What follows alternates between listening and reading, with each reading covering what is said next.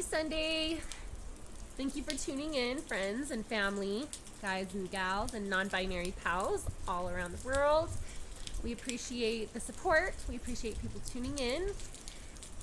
We are sharing a lot about our personal journey in our lives right now. A significant part of that is Eben's experience as he's going through the diagnosis process with Parkinson's. And part of what we share, or at least intend to share, is just simply the lessons, different poignant lessons that are coming up for us throughout that process, or perhaps poignant lessons that have prepared us to be ready for this diagnosis with a little less fear than perhaps we would have had otherwise. So today's... I'm excited about the bells. I wasn't expecting that. Which goes along with our lesson today on uncertainty. Yes, the lesson today that we'll be talking about is uncertainty and how to find power and peace in that sense of uncertainty. And I was definitely not certain that was about to happen, so that's awesome.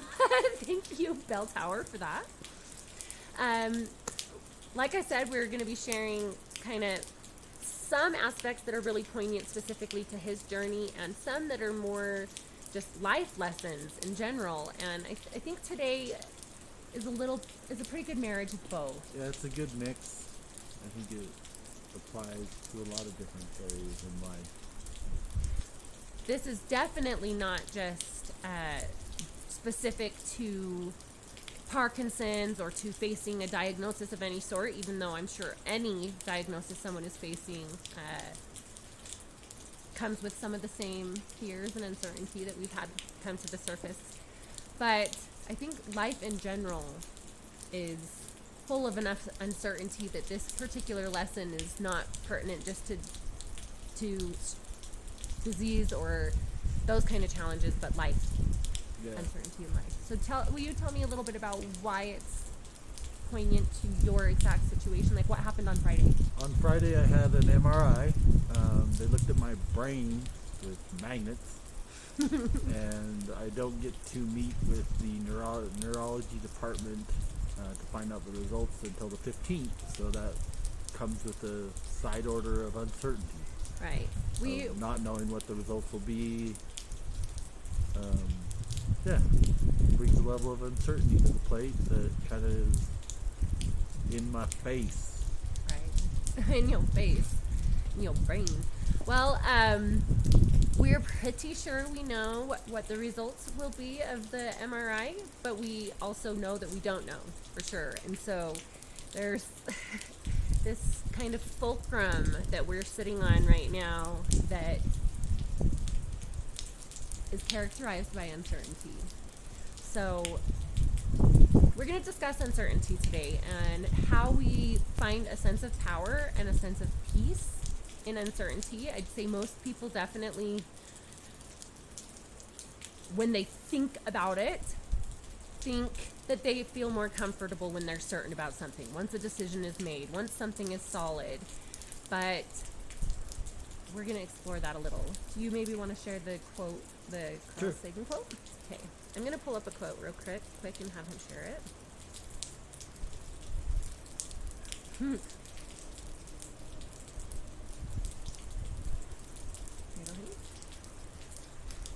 Humans may crave absolute certainty. They may aspire to it. They may pretend, as partisans of certain religions do, to have attained it. But the history of science, by far the most successful claim to knowledge accessible to humans, teaches that the most we can hope for is successive improvement in our understanding, learning from our mistakes, a symptomatic approach to the universe, but with the proviso that absolute certainty will always elude us. Carl Sagan. Absolute certainty isn't really possible in the dynamic, chaotic, ever-moving, ever-changing world. It is the space where life happens. It is the space where uncertainty is? Yeah. Space where? Oh. It is the space where all intelligence, all creativity comes to pass. You know, we can think that we We know something for certain, and that could change tomorrow.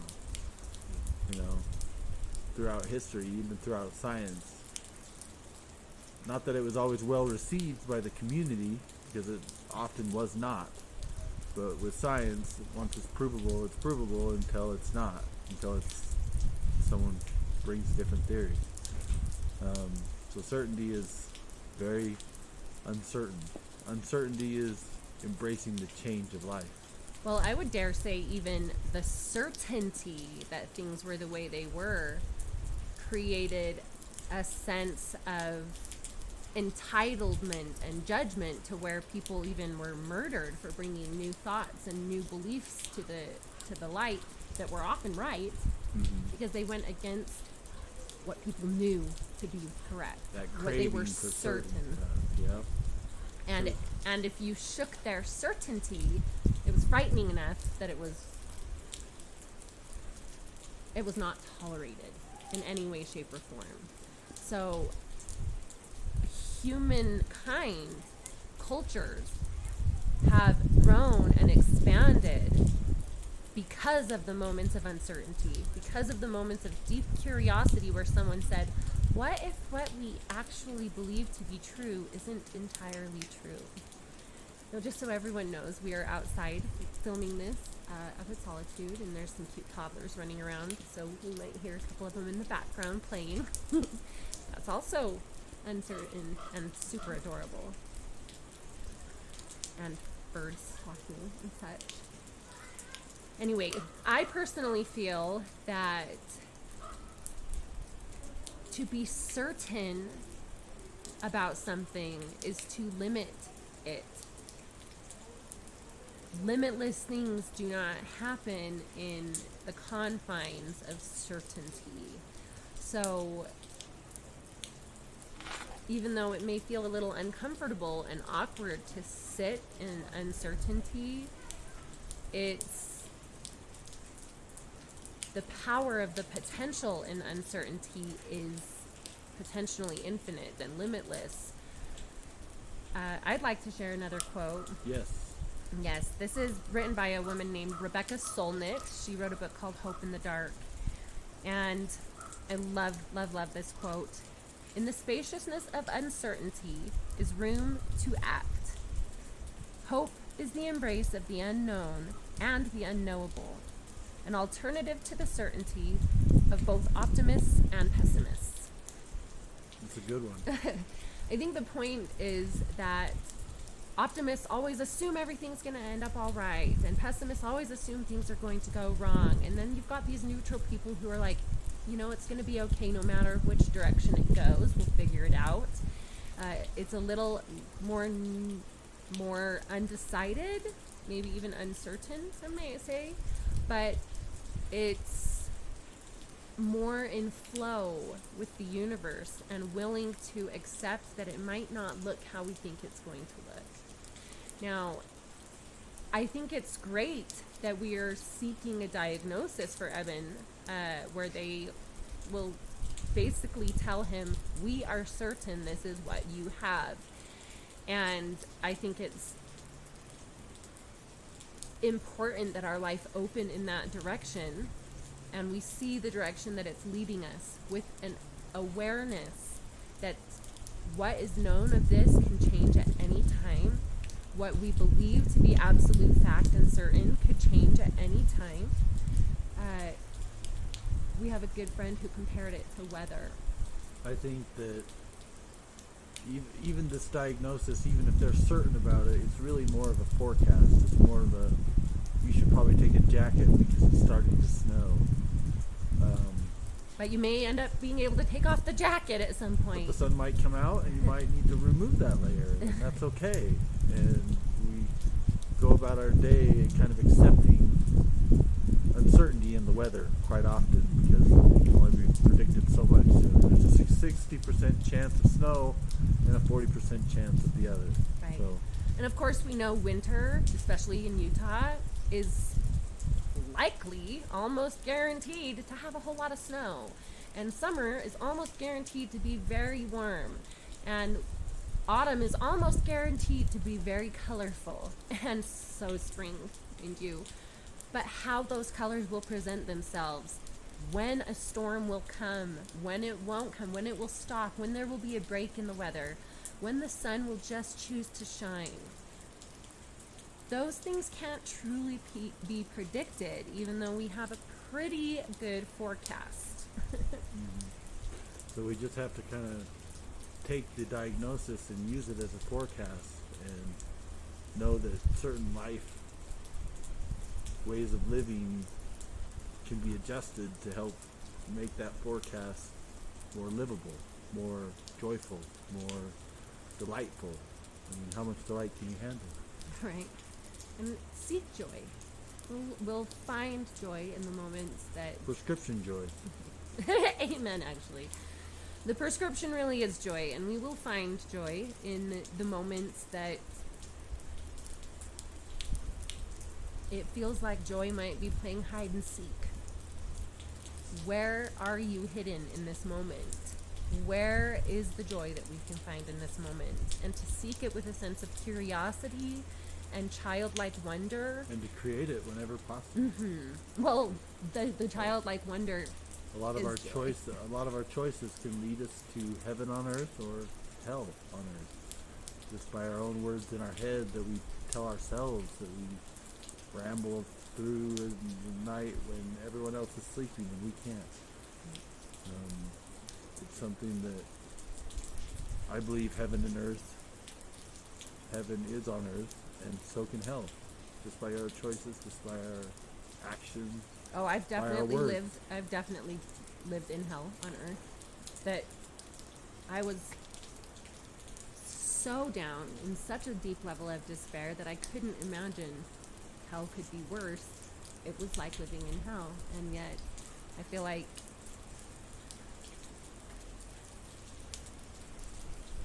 the work that I've done internally to actively seek perspective change has allowed me to find heaven in every moment right now, even when we're getting what might be perceived as bad news. It was just very... I think we both immediately recognized it was both good and bad news, however you look at it, and that it was inherently neutral, but that it was bringing up real, genuine feelings for us. And we were allowed to really examine what those feelings were, and I'm sure more will come up. But the news itself was information that's neutral, and it's dynamic. We do know that no two people have ever experienced Parkinson's the same, but what two people have ever experienced any disease the same? Life is dynamic. Every diagnosis is a dynamic diagnosis. So, and every morning is a brand new opportunity to change patterns and to repave. Another day to be yourself. And to express into a new version of yourself, or into who you are. The best version of yourself That you for can that be, day. that you can be today. Anyway, thank you so much for tuning in. We just wanted to share a little bit about what we're currently experiencing. Like we said, he had his MRI on Friday. We will follow up in a few days to kind of share as we learn more about that. And is there anything else that you want to share in regards to unpredictability today? Actually, I thought of something I want to share. What is it, honey? I almost forgot. I felt like this was actually a pretty big deal. There's a lot of different definitions of what God is. I know that what I was taught when I was growing up and what I perceive Goddess source to be now look very different. But I also think that's kind of a personal thing. Even two people in the same family with the same religion, they have slightly different experiences in life, and their understanding of God is likely somewhat different from one another. That said, for many, the idea of God, goddess, source, creative intelligence, heavenly Father, any of those things, from a biblical sense, the awe and the wonder and the inspiration is derived from the miracles, the things that God can do that at least we don't understand from any scientific explanation how they could happen. Not to say there is no scientific explanation, but we certainly don't have one that we understand yet. But for those who subscribe to the beliefs of the Bible or to any other story or epic tale that has miracles in it, that prophets and seers can connect with God and the divine and create miracles, a miracle cannot exist in a state of certainty, or it wouldn't be miraculous. I don't think there's space for a miracle to happen in certainty. It's too closed off. It's too boxed up. Completely agree. So if you believe in miracles, if you believe in some things that cannot necessarily be explained as of yet, there is an inherent sense of uncertainty in those moments that is equally as powerful, if not more powerful, than a nuclear explosion or something on the other end. There's the destructive nature of uncertainty, and that's actually a destructive nature of certainty right there. But there's the flip side of the coin, which is infinite potential in uncertainty. This is where miracles happen. I know I was considered dead when I was born. I was a 0 Apgar baby. And by all medical science definitions, there's no explanation for why I should have been revived. That doesn't actually, to my understanding, even today, make much sense, let alone in 1987. So, from what I understand, that is literally considered miraculous, and yet, here I am. Miracle. Yeah. And I think that we experience miracles every day that we often don't realize are miracles because we don't necessarily see them, but they happen in moments of uncertainty. And sometimes they come in small, quiet, simple ways that we don't even recognize as miracles. A conversation, an understanding, creating an aha moment with someone. Even a trigger. Even creating a trigger with someone so that they can examine that and change someone's whole life. And that's a miracle. People might not love being triggered. I admit I don't even love being triggered, but I recognize the opportunity in my triggers. They are sacred opportunity for you to reflect, or for me to reflect, for people to reflect on their own experience. So occasionally a trigger could be considered miraculous, or maybe every trigger. There's a lesson in all things: triggers, joy, excitement, sadness. There's really a lesson in all emotions in all situations. I think one of the biggest miracles of life is being tuned into the flow of your emotions. It's kind of like the dashboard of a car. Your emotions tell you how fast you're going, how hot you're running, how pressurized the oil is, and it gives us an idea of where we're headed, and where we can steer ourselves into the future, really the only time that ever exists is now. Do you mind if I share a story of something Go that ahead. happened earlier this week? I wasn't sure if I was going to share this. It's kind of a personal, private experience that I guess is kind of, to some degree, what we've agreed to share, but I wasn't sure if it might be a little raw. So most of you know that Eben and I are both massage therapists, and we work for an amazing spa in Bountiful. We have a couple different places we work, but that's one of them, and we just love it there. Feel very loved and supported there. And Eben had an opportunity this week to give someone a 3.5 hour treatment that was a 2-hour massage followed by an hour and a half like seaweed detox wrap. And so there's a lot of time that you're together, and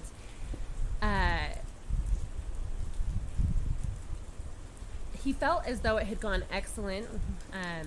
Received a lot of kind words and gratitude, and a great gratuity as well. And felt really good about how that experience had gone. And he came home that night and explained to me that the person had talked to him about his tremor and asked him about it, to which he mentioned that he had Parkinson's. And do you want to tell this part? No, it's okay. Okay, that he had Parkinson's, and that it had started as a tremor in his thumb, and that he believed it at first to be a family tremor, and it has presented more quickly. It's not that. So she expressed that she has a tremor that has started in her thumb, and she believes that it's a family tremor. So I was like, wow, that's really interesting. What a coincidence that you would have that experience. Anyway, a couple days later, our boss sent him a review that was a passive review that was a 7 out of 10 someone had given him. And he's hands down the best massage therapist I've ever experienced. I know that probably seems biased because he's my husband, but people say it all the time. When we're both massaging him, not both massaging him, when we're both massaging someone at the same time, even, I think it's pretty clear which one is the master and which one is a little newer to their craft. That said, he's the master. That said, I found it hard to believe anyone would give anything less than extraordinary, and yet I had him read it, and it said, basically, my massage therapist, Eben, was amazing. He was very professional. He did everything right, but he had Parkinson's, and his shake was very distracting, and basically I know there's nothing he could do about it, but there's that. And I caught myself feeling very protective of him, feeling maybe even a little bit upset or angry, but realizing immediately, like, well, you should probably sit with that. That's probably not the most healed response. But I immediately remembered that they'd had a conversation about his tremor, and I asked him if he thought perhaps she had gotten a little scared about her own tremor. Perhaps it triggered a little fear. And there's no way we could know that. And she, I don't wish anything bad or anything negative. It just was something to reflect on. But it did kind of hurt my feelings at first, because it almost felt like she was attacking Parkinson's and acknowledging that Eben was an extraordinary massage therapist and there's nothing else he could have done. Not only that, but a lot of time when we are massaging people, they comment on his tremor as very comforting and relaxing. So I guess I was sitting a little bit with my surprise in addition to kind of that protective feeling.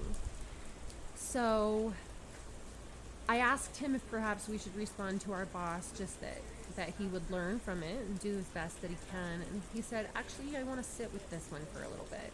And I said, okay, that's wise. That's a good idea. So he came to me, I don't know, half an hour later or something like that, and said, you want to hear her response? And I said, her response? I thought you were sitting with it. And he said, actually, I did sit with it. And she's responded now. And I said, well, I'd like to hear what you said first. And what he said to our boss in response to the review, which she was just sharing so he knew. She wasn't saying anything negative or positive about it, just sharing. So he responded to her and said, this particular client brought up my tremor. It's not something I mention, and it doesn't often come up on the table, but when someone does ask, I don't hide it. She mentioned that there's a tremor that runs in her family, and I think it may possibly have brought up some fears for her. I've got to admit, this review is bringing up some feelings for me. Would you mind telling me what it's bringing up for you? And when he shared that with me, I just could not, first of all, put that in a manual. Second of all, how sexy is that? Third of all, that is just proof of, you can't fake that level of inner work. I think perhaps had it been for myself, I might be able to come up with that field of response. I don't know.